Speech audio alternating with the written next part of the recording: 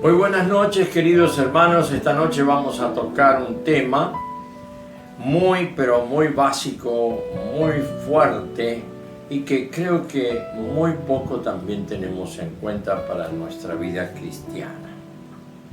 Y esto es la autoridad espiritual. El que tiene autoridad espiritual solamente es el Señor. Y el hombre, el ser humano, solo puede tener autoridad delegada.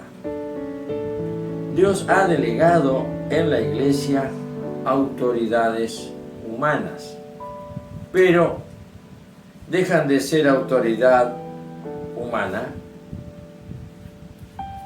cuando la persona ejerce su propia opinión.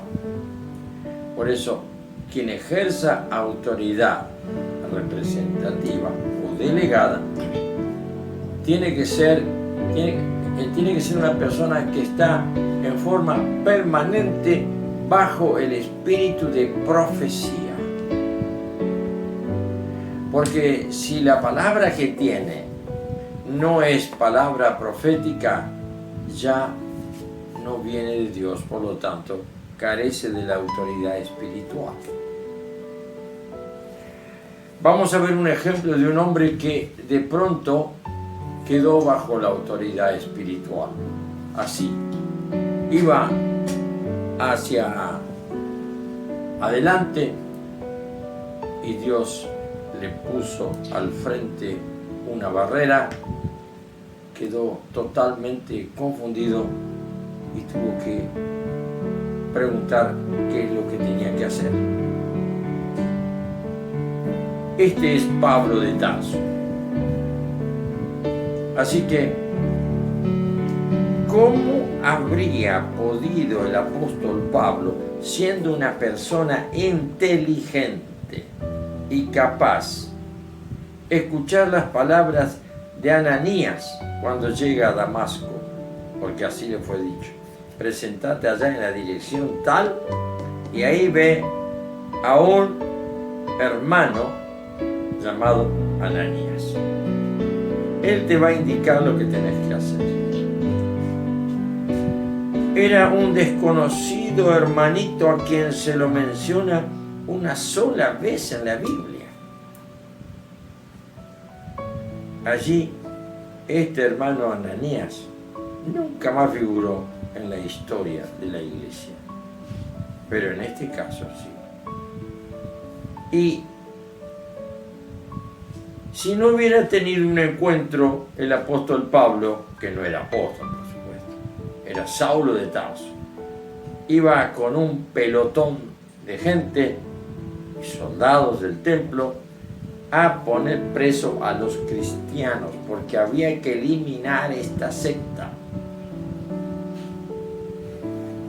Para que sepamos bien qué significa eliminar esta secta, porque al comienzo de la iglesia fue llamada al grupo llamado el grupo de cristianos la secta de los nazarenos, porque así era llamado Jesús, el Nazareno, por Nazaret, porque él era de Nazaret.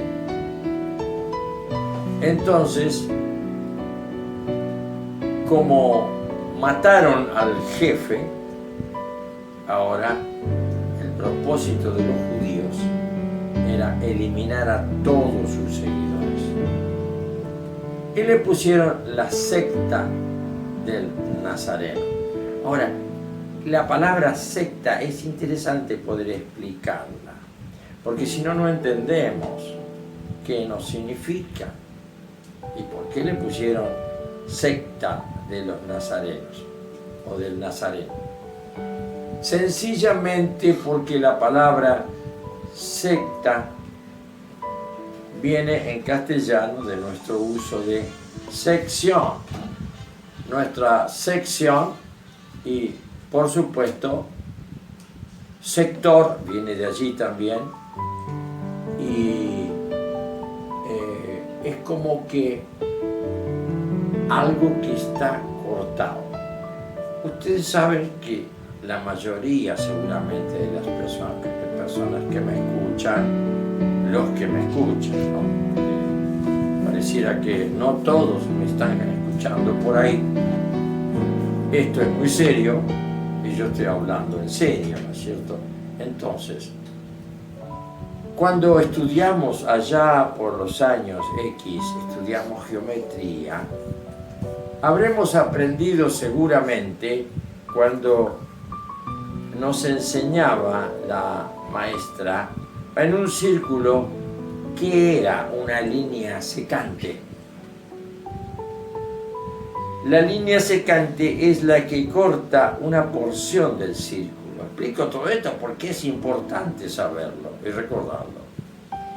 Entonces, la línea secante es la que corta una porción del círculo y a esa porción del círculo entonces se le llama sector o secta o sección.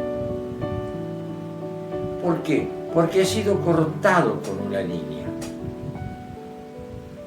La doctrina de Jesús se incorporó a tantas cosas nuevas, de una novedad al mundo, con una doctrina distinta, doctrina nueva, y se le llamó secta.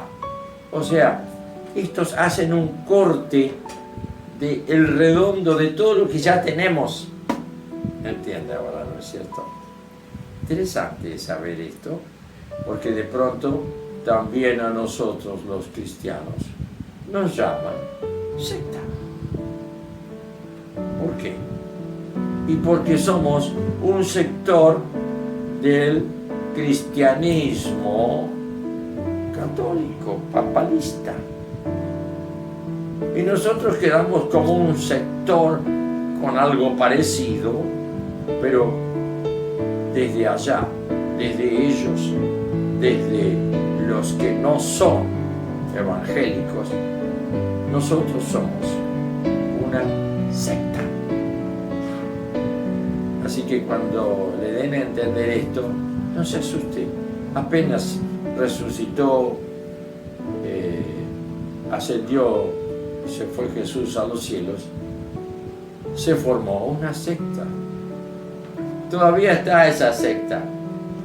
Somos todos aquellos que hemos creído en Él, hemos nacido de nuevo y lo hemos puesto a Él como nuestra bandera de vida. Que esta explicación les sirva para saber lo que somos en medio de un mundo que creen que ya forman con la ciencia y con todo lo que quieren manejar, forman el círculo en donde están todas las realidades. Y nosotros, los sectarios, estamos ahí clavados en cuatro cosas y queremos simplemente estorbarles a ellos en el gran desarrollo científico de la humanidad. Vaya, ¿no? ¿Le salió interesante? Bueno, aquí estamos. Yo hablo para todos los que están dentro de esta secta, llamada en un comienzo la secta de los nazarenos. Quizá haya muchos hermanos cristianos evangélicos que les moleste que yo diga que somos una secta.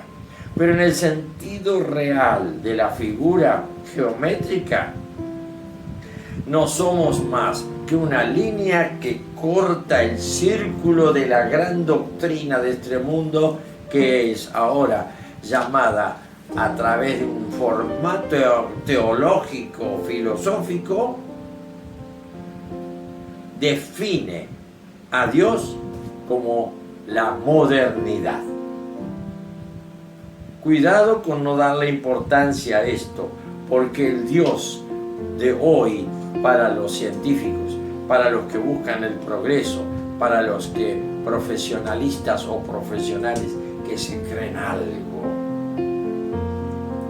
adoran al Dios de la modernidad y están ávidos de lo nuevo, ávidos de aquello que les puede hacer figurar y crecer ante la opinión pública. Por eso nosotros somos un estorbo. Usted que se siente tan orgulloso, orgullosa de estar en este planeta, hay un solo motivo para sentirse contento, alegre y gozoso en esta tierra, en esta ciudad en la que usted vive, en la que viven muchos de esta secta de cristianos especiales. Secta porque se han separado. Ahora, hoy le llaman secta a muchas cosas que han tomado una característica, que es que tienen reglas, tienen normas escondidas que solo las manejan los iniciados a la secta. Pero ¿qué vamos a hacer? Habrá sectas torcidas, habrá sectas totalmente perversas, pero la secta a la que pertenecemos nosotros, los cristianos que seguimos al Señor Jesucristo, tiene una definición. Somos una secta para dar un grupo gigante, ¿no?, en la humanidad, en el mundo, en el globo. ¿Qué tan gigante no somos? Si llegamos a 3.000 millones de seres humanos predicando el Evangelio, ya está bien. Ya está bien. Ojo, no 3 millones. Estoy hablando de 3.000, 4.000 millones. Pero no, con 3.000 ya creo que... Ojo, más si quiere. Póngale un número así. Miles de millones. Seguimos siendo igual en la secta. Porque el globo o en el mundo, y calculo que a esta altura de la historia habrá una población mundial entre 9 y 10 millones, más o menos, un poquito más quizás, porque uno no puede tener el control del crecimiento demográfico. Yo no estoy muy enterado, tampoco me interesa demasiado. Sé que por todos lados hay gente que necesita un encuentro con Jesucristo. Pero bueno, vamos despacito, llegándole uno a otro, para decirle: vos sos gente, sos un gentil hombre, gentil mujer, y el Señor Jesucristo mandó a predicar a los gentiles, a lo que es gente, suelta por el mundo. Pero nosotros somos un sector de gente que ya encontró la ubicación del mundo, del gobierno del mundo, que es el diablo, y encontró dónde está la razón de vivir, y encontró también dónde está la razón de existir. ¿Y cuál es la razón de nuestra existencia? Estamos acá y lo hemos comprendido por un propósito de Dios, el Padre, para que nosotros hablemos de lo que Él hizo. Envió a su Hijo Jesucristo porque amó a las gentes, los amó de tal manera que quiso que todos sean salvos. Porque nadie sabe lo que le viene después. Y esto quedó muy claro en la palabra de Jesús. Eso es lo que tenemos que tener nosotros como una gran preocupación en nuestra vida. El que cree en mí es salvo. Y el que no cree en mí ya está condenado, porque ya lo tiene Satanás en sus manos. Ya se lo lleva. Si no crees en Jesús, dentro de unos años, sean cuantos sean, alguien te viene a buscar. Y puede ser que sea la representación en tu memoria o en tu imaginación de esa calavera con un vestido negro y una guadaña, a la que le llaman el símbolo de la muerte. ese te va a venir a buscar. El único que te manda un ángel para que te lleve al lugar de la gloria, porque fuiste considerado no merecedor, sino digno de misericordia por su gracia, ese va a ser acompañado por un ser celestial hasta la presencia del único Señor y Dios, que es Cristo. Nuestro hermano mayor, el apóstol Pablo, nos pone esta cláusula: primogénito de muchos hermanos. Así que por creer en Jesús entramos en la familia de Dios. Pero entrar en la familia de Dios significa, y volvemos al tema inicial, significa que ahora yo me sujeto a la autoridad de mi Padre. ¿Y quién es mi Padre? Y es el Padre de mi Señor Jesús. Él es el hermano mayor. Él es el primogénito de muchos hermanos. ¿Y quiénes son los hermanos? Aquellos que son engendrados. ¿De qué manera? Ni por sangre ni de carne, sino por la voluntad de Dios. ¿Y cómo es que Dios tiene voluntad para hacerme nacer un hijo suyo? Y Él ama tanto a su Hijo unigénito que estableció un principio en la eternidad de las eternidades y en el tiempo de los seres humanos. Todo aquel que crea que mi Hijo murió por él y lo salvó con el poder de su sangre y el poder de su resurrección de los muertos, es mi Hijo. Qué cosa más linda, ¿no? Y qué claro que queda esto. No sé cuál es tu exégesis. Exégesis, o sea, interpretación. El arte de interpretar las Escrituras es la exégesis. De esta manera, con esta exégesis, completamos nuestra realidad de que somos una secta. Si nos dicen sectarios, tienen razón.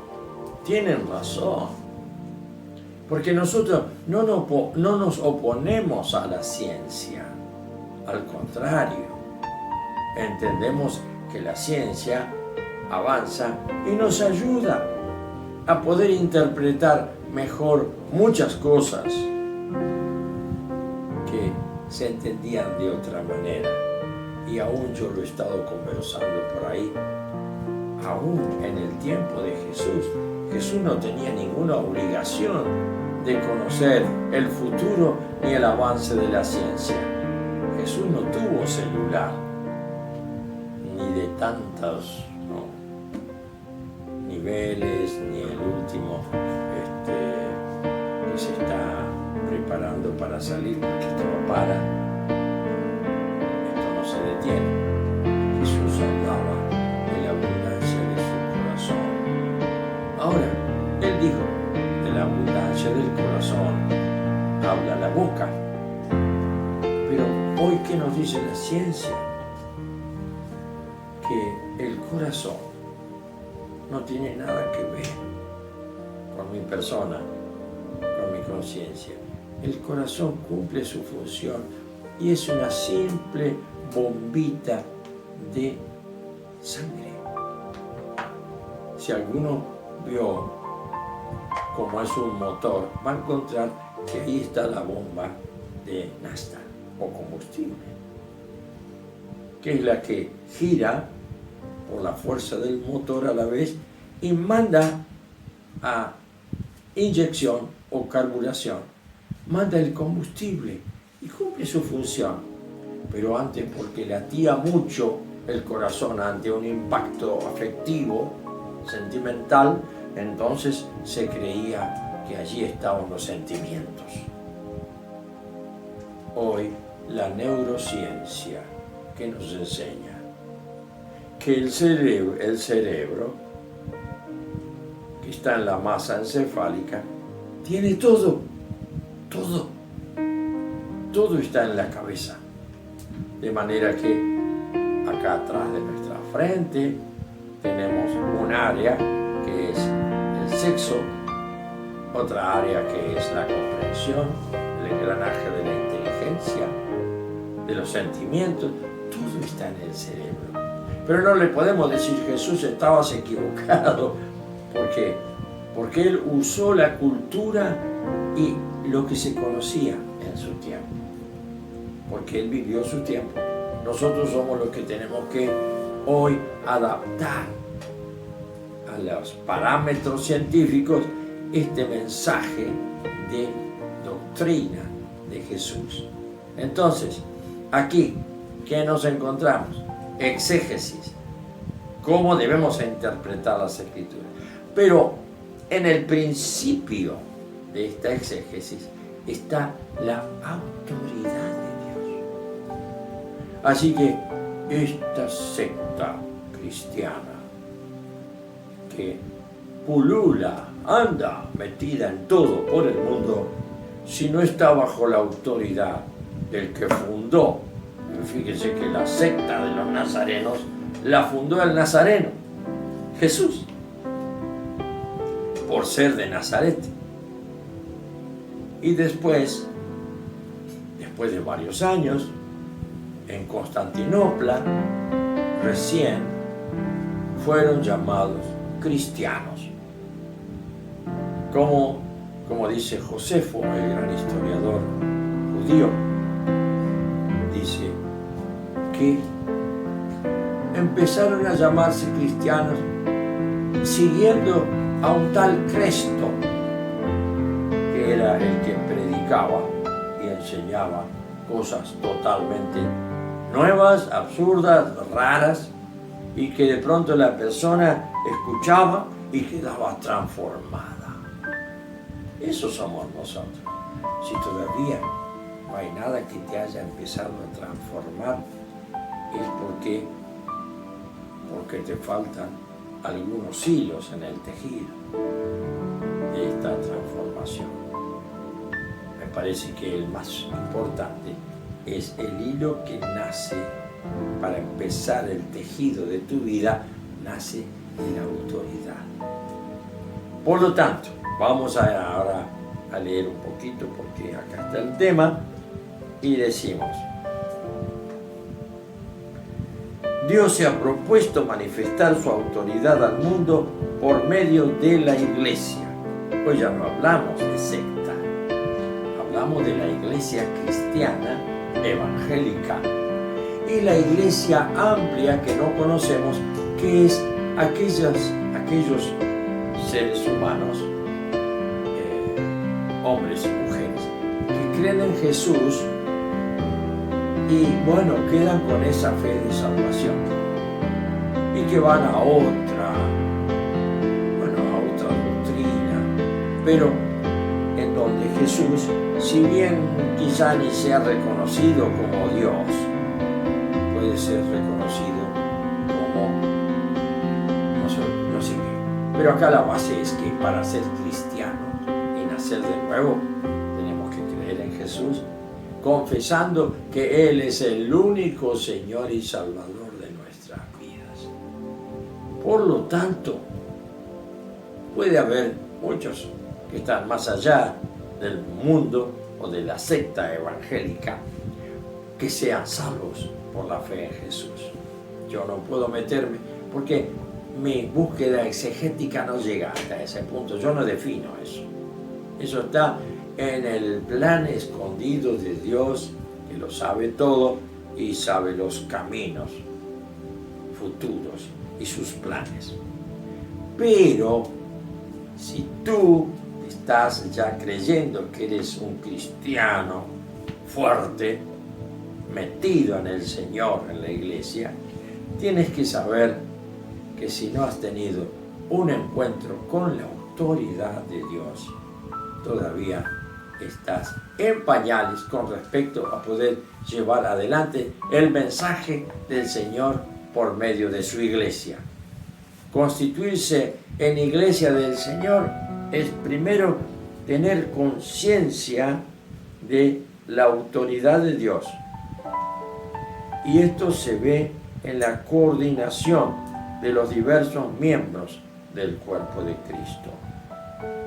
Por eso hay como una lámpara que alumbra, en donde aparecen en esa luz distintas denominaciones que ya figuran cada vez menos las distancias de denominación a denominación. Pero en la luz se ve bien que un brillo especial marca la luz de las luces. Aquel que estableció: yo soy la luz, el camino, la verdad y la vida. Y cuando distinguimos en ese camino la luz que es el Señor Jesús, entonces sabemos que vamos bien. De la denominación que seas, con muchas diferencias de fe, pero con una unidad espiritual. Jesús es el mismo. Por eso cuando te encuentres con alguien que se confiesa creyente, verifica si tiene el mismo Jesús que tenés vos. Y luego, si hay otros puntos de divergencia, diferencia de fe, pone a prueba esto. Hermano, podemos orar juntos en el nombre de Jesús. Sí, mi hermano, cómo no, es un hermano. Y si lo decís y no podés llegar a orar con esa persona, es porque no, su espíritu no está en comunión con el tuyo. Bien, me queda muy poco tiempo. Dios usa su máximo poder para mantener su autoridad. Por consiguiente, su autoridad es lo más difícil de resistir. El que se resiste a su autoridad comienza un camino propio y Dios se aparta de él. Los que somos tan justos según nuestra propia opinión y sin embargo tan ciegos, necesitamos tener a lo menos una vez en la vida un encuentro con la autoridad de Dios para que seamos quebrantados hasta la sumisión y comencemos así a aprender la obediencia a la autoridad. Mi querido hermano creyente, hijo de Dios, si usted todavía no está bajo obediencia a la autoridad de Dios y hace sus programas y hace sus determinaciones y usted se siente capacitado para programar cosas, tenga mucho cuidado, porque puede estar mezclando con la ayuda de un espíritu sutil, puede estar mezclando el dictamen de la voz de Dios con el dictamen de su visión personal. Creo que con esto le dejo un rasgo más de cómo es el camino de respuesta en la iglesia del Señor. En la iglesia del Señor, todo bajo autoridad, o si no, nada, porque lo que no se sujeta a la autoridad en la iglesia y de la iglesia no sirve de nada, ni siquiera llega al cielo raso de tu casa. Que el Señor te bendiga.